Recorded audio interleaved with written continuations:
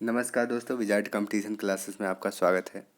मैं सुधांशु सक्सेना आज फिजिक्स के तीसरा चैप्टर जो है मानव नेत्र वायुमंडलीय अपवर्तन और वर्ण विक्षेपण, इसके बारे में बताऊंगा। उससे पहले मैं बता दूं कि देखिए, लॉकडाउन है, अभी सब कुछ बंद है। 17 तारीख तक उम्मीद है कि सभी कोचिंग संस्थान खोलेंगे। उसके बाद जो होगा सो देखा जाएगा, लेकिन तब तक की तैयारी के लिए तीसरा चैप्टर मैं दे देता हूँ और इसको आप लोग अच्छे से पढ़िए और वीडियो को एक बार नहीं, कम से कम 10 बार देखिए, जिससे ज़्यादा से ज़्यादा समझ में आए। और वीडियो देखने के साथ साथ किताब को भी पढ़ें। ठीक है दोस्तों, तो स्टार्ट करते हैं। स्टार्ट करने से पहले आप मेरे चैनल को सब्सक्राइब कर लें, विजार्ड कंपटीशन क्लासेस। ये आपको गूगल पर भी विजार्ड कंपटीशन क्लासेस मिल जाएगा, ऐसे मेरा लिंक दिया हुआ है नीचे, उसको भी जो ब्लू कलर का है उस पर क्लिक कीजिएगा, ऑटोमेटिक मेरा ही चैनल खुलेगा। ये मेरे वीडियो का लिंक है।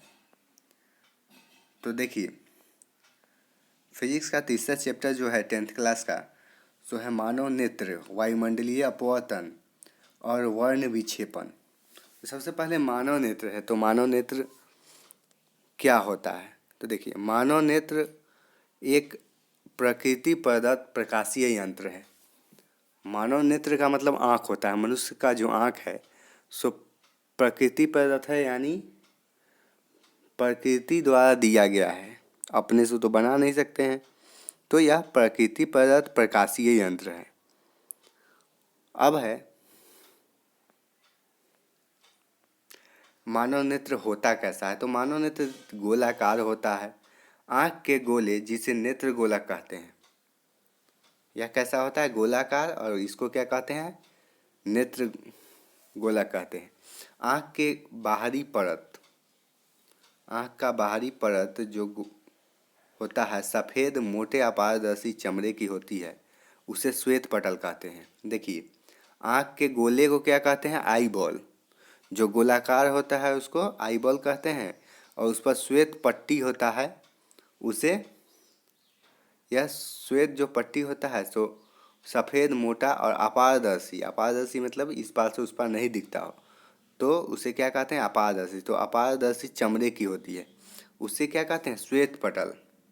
अब श्वेत पटल के अगले भाग में आप देखिएगा कि कॉर्निया होता है साइड में। श्वेत पटल के सबसे साइड में कॉर्निया होता है।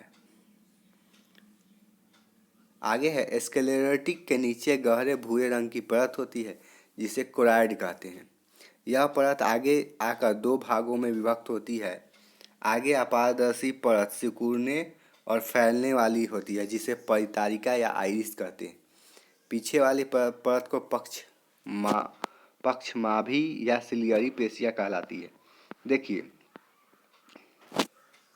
तो परितारिका यहाँ दिया हुआ है, पक्षमाभी पेशिया दिया हुआ है। कहाँ पे है? दृष्टि पटल किसे कहते हैं, ये भी दिया हुआ है। और पूरे आँख में क्या होता है? कचाव द्रव भरा हुआ होता है। यह पुतली दिया हुआ है, निशान देखिए तीर का। अब है ये पेशियाँ जिलेटिन जैसे पारदर्शक और मुलायम पदार्थ से बने लेंस को लटका कर रखते हैं। ये देखिए क्या है कि क्रिस्टलीय लेंस, यहाँ चित्र देख रहे हैं, क्रिस्टलीय लेंस का चित्र दिया हुआ है। यह क्या कहता है? ये पेशियाँ जिलेटिन जैसे पारदर्शक और मुलायम, ये लेंस जो होता है ना सो पारदर्शक होता है, मुलायम होता है, और उसे लटका कर रखता है। कौन लटका कर रखता है? तो नेत्र लेंस लटका कर रखता है। अब नेत्र गोलक के सबसे भीतरी परत को दृष्टि पटल कहते हैं। नेत्र गोलक के भीतरी परत को क्या कहते हैं? दृष्टि पटल। इसे रेटिना भी कहते हैं।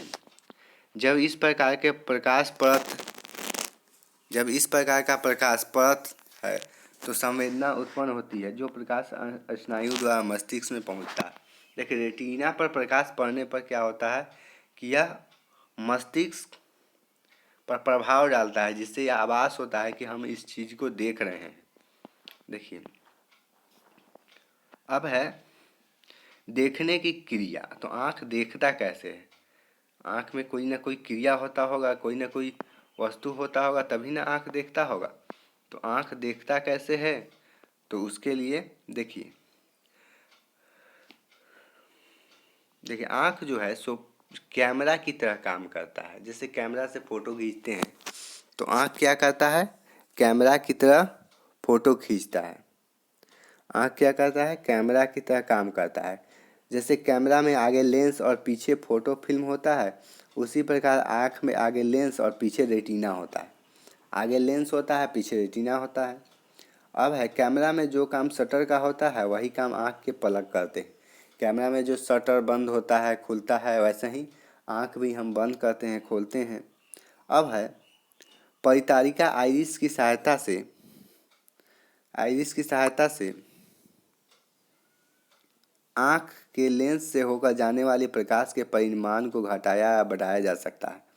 अंधेरे में परितारिका के बीच छेद, जिसे पुतली कहते हैं, वह स्वतः फैल जाती है और तेज रोशनी में सिकुड़ जाती है। अतः कैमरा में जो काम डायफ्राम करता है वही काम आँख में पुतली का है। पुतली का काम कैसा है? डायफ्राम की तरह। जैसे जब लाइट बढ़ता है, प्रकाश बढ़ता है तो वह सिकुड़ जाती है और जैसे ही अंधेरा होता है तो वह फैल जाती है। कौन? तो पुतली। अब है जब प्रकाश की किरणें किसी वस्तु से आँख पर पड़ती है तो कॉर्निया या स्फटिक लेंस से अपवर्तन के बाद रेटिना पर पड़ती है। कोई भी प्रकाश किसी भी वस्तु को प्रकाश के बिना नहीं देख सकते हैं। ये पहले चैप्टर में ही प्रकाश पढ़ा रहे थे, उसी दिन बता दिए थे कि बिना प्रकाश के किसी वस्तु को नहीं देख सकते हैं। क्या होता है कि प्रकाश किसी वस्तु से टकराकर हमारे आँख के कॉर्निया पर पड़ता है और यह कॉर्निया से अपवर्तन होने के बाद क्या रेटिना पर पड़ता है, तब वस्तु का प्रतिबिंब बनता है। वस्तु का प्रतिबिंब, यह प्रतिबिंब वस्तु की अपेक्षा उल्टा और छोटा बनता है, परंतु मस्तिष्क में वस्तु को सीधा और बड़ा देखने की संवेदना होती है। क्या होती है? मस्तिष्क में सीधा और बड़ा देखने की संभावना होती है। अब है वस्तु दूर रहे या निकट, हम उसे साफ साफ देखते हैं। आँख ऐसा अपने लेंस के फोकस दूरी को बदल कर करता है। यह परिवर्तन सिलियरी पेशियों के तनाव के घटने बढ़ने से होता है। क्या होता है? आँख में एक संवेदन क्षमता होती है जिसके कारण वह दूर की वस्तुओं को भी उतना ही देखता है और नज़दीक की वस्तुओं को वैसा ही देखता है। कैमरा में देखते हैं जूमिंग सिस्टम, दूर की वस्तु को भी जूम करके नज़दीक लाया जा सकता है और नज़दीक की वस्तु को भी दूर किया जा सकता है। वैसा ही आँख में होता है कि दूर की वस्तु भी वैसे ही दिखती है और नज़दीक की वस्तु भी वैसे ही दिखती है। अब है आगे कि इसमें कुछ क्वेश्चन है, उसके बारे में मैं बता दूं। देखिए, स्पष्ट दृष्टि की न्यूनतम दूरी कितनी है? स्वस्थ मनुष्य के आँख के स्पष्ट दृष्टि की न्यूनतम दूरी होती है 25 सेंटीमीटर। अब है दृष्टि दोष किसे कहते हैं? तो दृष्टि दोष मनुष्यों में हो जाता है। दृष्टि दोष का मतलब होता है कि जब नेत्र द्वारा वस्तु का प्रतिबिंब स्पष्ट नहीं बनता है तो उसे दृष्टि दोष कहते हैं। दृष्टि मतलब आँख ही होता है। आँख में जो दोष हो जाता है, आँख में खराबी हो जाती है, उसे ही दृष्टि दोष कहते हैं। अब है मानव नेत्र में दृष्टि दोष 3 प्रकार के होते हैं। निकट दृष्टि दोष, जिसे मायोपिया कहा जाता है। दूर दृष्टि दोष, जिसे हाइपरमेट्रोपिया कहा जाता है। और तीसरा है ज़्यादा दूरदर्शिता। तो अब हम बारी बारी से इसके बारे में जानेंगे कि निकट दृष्टि दोष क्या है, निकट दृष्टि दोष होने के कारण कैसे होता है, इसका उपचार क्या है। तो देखिए तीसरा नंबर क्वेश्चन जो है, सो निकट दृष्टि दोष किसे कहते हैं, इस दोष के कारण बताएं और इसका उपचार क्या है। तो देखिए, दूर की वस्तु स्पष्ट रूप से नहीं दिखाई देती है, उसे निकट दृष्टि दोष कहते हैं। दूर की वस्तु स्पष्ट रूप से नहीं दिखाई देती है, उसे निकट दृष्टि दोष कहते हैं। अब है इसके 2 कारण हैं। नेत्र गोलक का लंबा हो जाना। नेत्र गोलक जब लंबा हो जाता है तो क्या होता है? निकट दृष्टि दोष हो जाता है, अर्थात नेत्र लेंस और रेटिना के बीच की दूरी बढ़ जाना। दूसरा है नेत्र लेंस की आवश्यकता से अधिक मोटा हो जाना, जिससे उसकी फोकस दूरी कम जाना। इस दोष को दूर करने के लिए जिस चश्मे का व्यवहार किया जाता है उसमें अपसारी लेंस या अवतल लेंस लगा हुआ था। आप देखते होंगे गांव समाज में कि क्या होता है कि बहुत सारे लोग चश्मा लगा के चलते हैं। तो बहुत तो चश्मा लगा के चलते हैं तो उसका कारण क्या है कि आँख में खराबी हो जाती है। जैसे किसी को निकट की वस्तु नहीं दिखाई दे, दूर की वस्तु नहीं दिखाई दे, तो इसे ही क्या कहते हैं, दृष्टि दोष। तो वही क्या होता है कि इस दोष को दूर करने के लिए किस अपसारी लेंस या अवतल लेंस का प्रयोग किया जाता है। चश्मे में क्या किया जाता है, अपसारी लेंस या अवतल लेंस का प्रयोग होता है। अब है दूरदृष्टि दोष। दूरदृष्टि दोष किसे कहते हैं, इसके कारण और उपचार बताएं। तो देखिए, वैसा दोष जिसमें दूर की वस्तु साफ साफ दिखती है और नज़दीक की वस्तु स्पष्ट नहीं दिखती है, उसे दूरदृष्टि दोष कहते हैं। इस दूरदृष्टि दोष के कारण निम्न है। पहला, नेत्र गोलक का छोटा होना, अर्थात नेत्र लेंस और रेटिना के बीच की दूरी क्या होती है, घट जाती है। और नेत्र लेंस का आवश्यकता से अधिक पतला हो जाना, जिससे उसकी फोकस दूरी बढ़ जाता है। इसके उपचार के लिए जिस चश्मे का व्यवहार किया जाता है उसे अभिसारी लेंस या उत्तल लेंस कहते हैं। उस चश्मे में कौन सा लेंस लगाया जाता है, अभिसारी या उत्तल लेंस। अब है अगला, ज़्यादा दूरदर्शिता। क्या है इसका उपचार और उपाय बताएं। तो ये दोष होता है जो बूढ़े लोग हैं, बुजुर्ग लोग हैं, उन्हीं में होता है। क्योंकि इसमें क्या होता है कि इसमें नेत्र लेंस की लचक कम हो जाती है, जिसके कारण दूर की वस्तु और नज़दीक की वस्तु धुंधली दिखाई देती है। इसमें दोनों प्रॉब्लम होता है, दोनों दोष होता है। दूर की वस्तु भी ठीक से नहीं दिखती, नज़दीक की वस्तु भी नहीं दिखती। तो इसके लिए क्या होता है कि इसके लिए बाईफोकल लेंस का प्रयोग किया जाता है, जिसमें दोनों दिखाई दे। तो इसका परिभाषा क्या हुआ कि वैसा दोष जिसमें न नज़दीक की और ना ही दूर की वस्तु दिखाई देती है, उसे ज़्यादा दूरदर्शिता कहते हैं। यह बूढ़े लोगों में होता है। यह नेत्र लेंस की लचक कम हो जाने के कारण होता है। अब है, तारे क्यों टिमटिमाते हुए प्रतीत होते हैं। अगला जो इम्पोर्टेंट क्वेश्चन है, सो तारे क्यों टिमटिमाते हुए प्रतीत होते हैं। तो देखिए, जब हम तारे को देखते हैं तो तारे हमसे बहुत दूर होते हैं, और क्या होता है कि धरती से गर्म हवा और ठंडी हवा ऊपर आती जाती रहती है, हवाएं बहती रहती है, जिसके कारण तारों की चमक घटती बढ़ती रहती है। यह वायुमंडल में असमानता के कारण होता है। अब हम देखते हैं कि कभी कभी खूब ज़्यादा धूप होने पर क्या होता है कि हवा, सामने वाला जो पेड़ है चाहे सामने घर है, वो हिलता हुआ नजर आता है। ये भी किस कारण होता है, ये वायुमंडल में असमानता के कारण होता है। वायुमंडल में क्या होता है, असमानता, जिसके कारण यह होता है। अब है कि देखिए, कुछ महत्वपूर्ण टॉपिक जो मैं नहीं लिख पाया उसको अगले वीडियो में दूंगा, लेकिन उसके बारे में मैं बहुत डिफिनीसन के साथ समझा दूंगा, जो आपको बहुत काम आएगा। अब है कुछ महत्वपूर्ण टॉपिक। देखिए, प्रकाश का वर्ण विक्षेपण। देखिए, प्रकाश का वर्ण विक्षेपण कैसे होता है। देखिए, जब प्रिज्म द्वारा सूर्य के प्रकाश का अपवर्तन होता है तो अद्भुत घटना देखने मिलती है।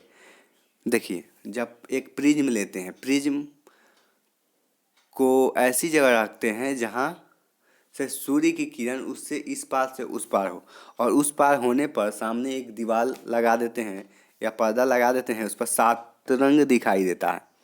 प्रकाश, सूर्य का प्रकाश 7 भागों में बंट जाता है। क्या होता है, वर्ण विक्षेपण का मतलब कि 7 भागों में बंट जाता है। सबसे ऊपर होता है लाल, उसके बाद नारंगी, उसके बाद पीला, उसके बाद हरा, उसके बाद नीला, उसके बाद जामुनी, उसके बाद सबसे लास्ट में क्या होता है, बैगनी। तो देखिए, इसको याद करने के लिए सबसे अच्छा तरीका है कि बैजा नीह पिनाला। बैजा नीह पिनाला मतलब बैगनी, जामुनी, नीला, हरा, पीला, नारंगी, लाल। ये एक वर्णपट पर प्रदर्शित होता। अब है, वर्णपट या स्पेक्ट्रम किसे कहते हैं। तो पर्दे पर एक रंगीन पट्टी प्राप्त होती है, और रंगीन पट्टी को वर्णपट या स्पेक्ट्रम कहते हैं, जिसमें बैगनी सबसे नीचे और लाल सबसे ऊपर होता है। अब है कि अगला कि रंगीन पट्टी की उत्पत्ति। देखिए, रंगीन पट्टी के उत्पत्ति का कारण होता है कि प्रिज्म द्वारा विभिन्न वर्णों के प्रकाश का विचलन अलग अलग होता है। लाल का विचलन सबसे कम होता है, बैंगनी वर्ण का विचलन सबसे अधिक होता है। अधिक तंगदैर्घ्य प्रकाश का विचलन कम और तंगदैर्घ्य प्रकाश की अपेक्षा कम होता है। प्रिज्म द्वारा विभिन्न वर्णों के अलग अलग विचलन का कारण है कि विभिन्न वर्णों का प्रकाश कांच में विभिन्न चाल से चलता है। देखिए, अब कहिएगा कि बैंगनी नीचे क्यों रहता है, लाल क्यों ऊपर होता है। तो देखिए, प्रिज्म में क्या होता है कि जितने भी कलर है, रंग है, वो सब क्या होता है कि अलग अलग तरंगदैर्घ्य के कारण अलग अलग स्पीड से चाल से चलते हैं। अब बैंगनी क्या होता है कि बैंगनी सबसे ज़्यादा तरंगदैर्घ्य होता है बैंगनी का, इसके कारण वह सबसे ज़्यादा मुड़ता है। सबसे ज़्यादा टर्न होता है कौन, बैंगनी। और लाल में क्या होता है, सबसे कम तरंगदैर्घ्य होता है, उसके कारण वह क्या होता है कि सबसे कम टर्न होता है। सबसे ज़्यादा बैंगनी टर्न होता है, सबसे कम लाल टर्न होता है। तो सबसे ऊपर लाल रह जाता है और सबसे नीचे बैंगनी। अब है इंद्रधनुष। देखिए, इंद्रधनुष भी कैसे बनता है। देखिए, वर्षा होने के बाद जब सूर्य चमकता है तो हम सूर्य की ओर पीठ करके खड़े होते हैं, तो हमें कभी कभी आकाश अर्धवृत्ताकार रंगीन पट्टी दिखाई देती है। इस अर्धवृत्ताकार रंगीन पट्टी को इंद्रधनुष कहते हैं। इंद्रधनुष मतलब जब बारिश होती है तो क्या होता है कि बारिश की बूंदे, जो बादल होता है, उसको सूर्य का प्रकाश पार करके उस पार जाता है और उस पर एक रंगीन पट्टी बन जाती है, जिसमें क्या होता है कि सूर्य का प्रकाश 7 रंगों में विभक्त हो जाता है और इसी को इंद्रधनुष कहा जाता है। और यह इंद्रधनुष तरंगदैर्घ्य के कारण वर्ण विक्षेपण हो जाता है। तरंगदैर्घ्य जिसका ज़्यादा रहता है वह ऊपर आता है, जिसका कम रहता है उसका नीचे रहता है। सॉरी, जिसका तरंगदैर्घ्य सबसे ज़्यादा रहता है वह नीचे रहता है। अब है आगे 4 नंबर, प्रकाश का प्रकीर्णन। प्रकाश का प्रकीर्णन क्या है। देखिए, किसी कण पर पड़कर प्रकाश का एक अंश विभिन्न दिशाओं में छितराने को प्रकाश का प्रकीर्णन कहते हैं। किसी कण पर पड़कर प्रकाश के एक अंश को विभिन्न दिशाओं में छितराने को प्रकाश का प्रकीर्णन कहते हैं। प्रकाश का प्रकीर्णन का मतलब समझ गए। अब है आकाश का रंग किस पर निर्भर करता है। देखिए, 5 नंबर है आकाश का रंग। देखिए, सूर्य का प्रकाश जब वायुमंडल से होकर गुजरता है तो उसका वायुमंडल के गैसों के अणुओं और पानी के बूंदों, धूल कणों से परिकीर्णन होता है। इनमें सबसे सूक्ष्म कण गैस के अणु होते हैं जो नीले रंग को अधिक परिकीर्णित करते हैं। यही परिकीर्णित होकर प्रकाश हमारी आंखों तक पहुंचता है, इसलिए हमें आकाश नीला लगता है। अब है आकाश का रंग नीला क्यों लगता है, तो समझ गए कि देखिए, सूर्य का प्रकाश जब वायुमंडल में आता है तो यहाँ क्या होता है कि गैस के अणु, पानी के बूंदे, धूल कण ज़्यादा परिकीर्णित होते हैं। परिकीर्णित मतलब उस पर टकराने के बाद छितरा जाता है। प्रकाश क्या होता है, छितरा जाता है। और इनसे सबसे सूक्ष्म कण कौन होता है, गैस के अणु। गैस का अणु परिकीर्णित होकर क्या करता है कि नीले रंग को अधिक परिकीर्णित करता है। इस कारण हमारा आंखों तक नीला रंग ही पहुंचता है। तो हम